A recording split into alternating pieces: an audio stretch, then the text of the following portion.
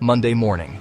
You set a budget, coffee in hand, spreadsheet open, and for the first time in a while, you felt hopeful.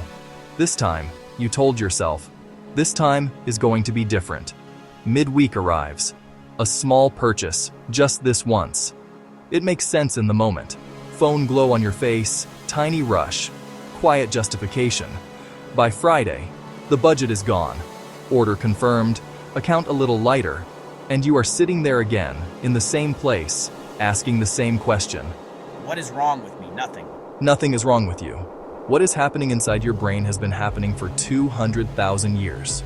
And nobody, not your parents, not your school, not anyone, ever explained it to you. You were not taught the program. You absorbed it. Today on Quiet Mind, we are going to talk about the real reason saving money feels so hard, even when you genuinely want to do it. Even when you try, even when you know the right thing to do. It has nothing to do with discipline, nothing to do with intelligence, nothing to do with how much you care. It goes deeper than all of that. And once you understand it, every financial pattern in your life will make sense for the first time. Stay with me. We will begin right now. Breathe. Nothing is wrong with you. You are about to learn the map your brain has been using all along. Then, how to change it. Quietly, gently, for good. This is Quiet Mind. I want you to meet two people, same city, same age, the same income for the past 5 years. The first person lives paycheck to paycheck, not because they spend on luxury. They do not. They work hard. They set budgets. They genuinely try. And every single month ends the same way. The second person has a savings account that grows a little each month. They invest a small amount regularly. They do not lie awake at night calculating what they owe. Same income, completely different lives. Most people looking at these two people from the outside would say the first person lacks discipline, that they just need to want it more, try harder, be better. That conclusion is not just wrong. It is one of the most damaging things we say about human financial behavior. And it has kept millions of people stuck in cycles they did not create, blaming themselves for patterns that were written into them before they were old enough to read a single word. Before you were 7 years old, your brain was already building its complete model of what money means, not through lessons, not through anyone sitting you down and explaining how finances work, through absorption. Every single conversation about money that you overheard as a child, every argument, every stressed silence at the dinner table when the bills arrived, every time someone you loved said we cannot afford that, every time you watched someone you trusted lie awake worrying, your brain filed every single one of those moments, not as stories, not as opinions, not as things that might not be true, as facts about how the world works. Psychologists Brad and Ted Klontz spent years studying the financial behavior of thousands of people across very different income levels. What they discovered changed how we understand financial failure. They found that most people carry what they called money scripts, deeply held beliefs about money, formed almost entirely in childhood, that then operate silently beneath the surface of every financial decision we make as adults. And the single most important thing to understand about these scripts is that they run completely beneath conscious awareness. You cannot see them. You cannot feel them running. You only ever experience their output as impulses that feel random, as resistances that feel like laziness, as fears that feel like reality, as patterns that feel like personality, but are actually programming. Let me show you exactly what this looks like in a real person's life. Imagine someone who grew up in a household where money was always tight, where "we cannot afford that" was something they heard constantly, where financial stress was the background noise of childhood.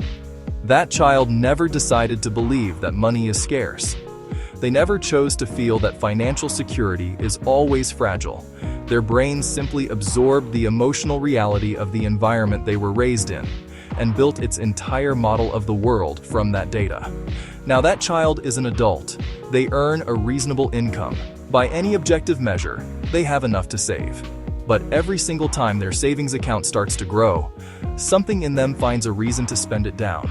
A bill they had forgotten about, something the family needs, a purchase that felt completely justified in the moment, but that they cannot fully explain afterward. Their rational mind knows they should be saving.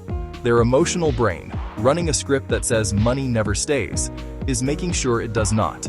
This is not a character flaw. This is a program running exactly as it was written, in a child, by circumstances they never chose. Here is where it becomes even more important, because your money script, whatever it is, did not form in a vacuum. It formed inside a culture that was specifically designed to locate your script and use it against you. In 1955, an American retail analyst named Victor Lebo wrote something that was never meant to be read by the public. He wrote, "Our enormously productive economy demands that we make consumption our way of life, that we convert the buying and use of goods into rituals, that we seek our spiritual satisfactions in consumption." This was not a warning. This was a business plan. The entire architecture of modern consumer culture was built around one psychological truth: that humans have a deeply emotional relationship with money and spending. And that relationship can be exploited. If your script says money equals safety, they sell you products that promise security. If your script says money equals status, they sell you things that promise admiration. If your script says you never quite deserve to have enough, they sell you a sale that makes spending feel like a gift you are giving yourself. They did not create your money script. They just studied it, understood it completely, and learned to speak it more fluently than you do.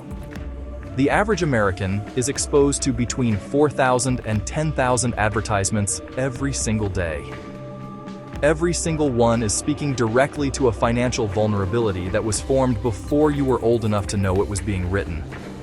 Understanding this does not make you immune to it, but it does mean that every time you feel the pull to spend, you can ask a completely different question. Not, "Why am I so bad at this?" but, "Whose script is running right now, mine or theirs?" Here is the neuroscience that makes everything click. Your brain has two systems that govern every financial decision you will ever make. The first is the prefrontal cortex, your rational, long-term thinking brain. This is the part that knows you should save more, knows this purchase is not the right decision, knows exactly what the right thing to do is. The second is the limbic system, your emotional survival brain. This is where your money script lives. And when there is conflict between these two systems, when your rational brain says save and your emotional brain says spend, the emotional brain wins. Almost every time. This is not weakness. This is how every human brain on Earth is structured. The emotional brain is older, faster, and more powerful than the rational brain. It evolved for survival, and it treats your money script as a survival instruction. This is why willpower alone will never fix this. You cannot think your way out of a feeling. You cannot budget your way out of a belief. Not because you are weak, but because you are human. And this is simply how human beings are built. Neuroscientist Antonio Damasio studied patients who had damage to the emotional centers of their brains. In theory, with purely rational thinking now available, they should have made better financial decisions. Instead, they made catastrophically bad ones. Because without the emotional brain, humans cannot make meaningful decisions at all. The rational brain and the emotional brain are not opponents. They are partners. And the emotional one always has the final word. So, what actually works? Not harder work, not more willpower, not another budgeting app. The research points clearly to three things that genuinely shift money scripts over time. The first is identification. You cannot change a program you cannot see running. Write down the sentences about money that you heard most often growing up in your home. We cannot afford that. Money does not grow on trees. Rich people are just greedy. You have to sacrifice everything to get anywhere. Write them down. Look at them on paper. Then ask one simple question. Is this actually true? Or is this something I was handed before I was old enough to question it? That question alone, asked with genuine honesty, is where everything begins to shift. The second is interruption. Every time your money script activates, every impulse to spend, every avoidance of your bank balance, every unexplained resistance to putting money aside, there is a brief window between the impulse and the action. Most people never notice that window. They are in the feeling, and then they have already acted. The practice is simply learning to pause inside that window. Not to suppress the feeling. Not to judge yourself for having it. Not to analyze it immediately. Just to pause long enough to ask, what am I actually feeling right now?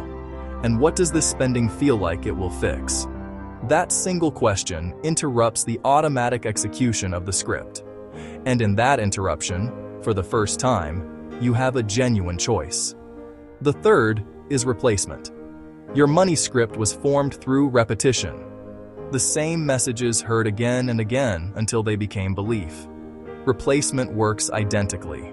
New evidence gathered deliberately and consistently, until it forms a new belief strong enough to sit alongside and eventually replace the old one. Every small financial win, noticed and registered. Not dismissed, not minimized, genuinely registered as evidence that a different version of this story is possible.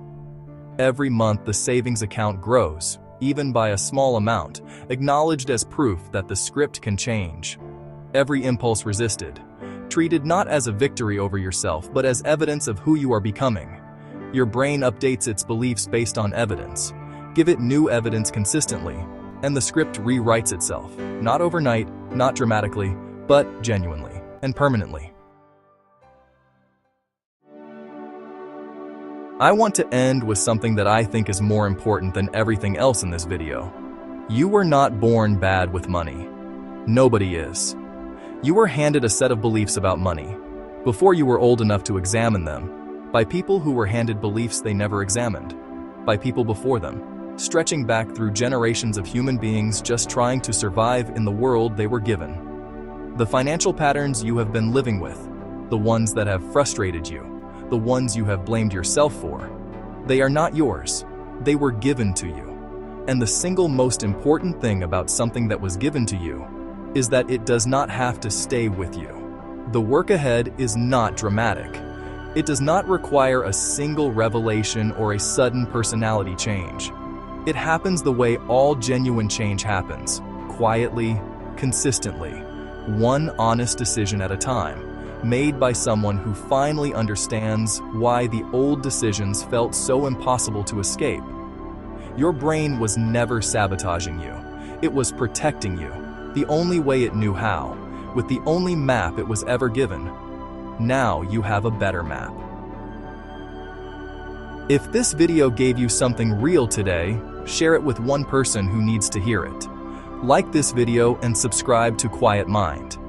Every week, we go deeper into the psychology behind your thoughts, your money, and the invisible patterns that are quietly running your life. I will see you in the next one.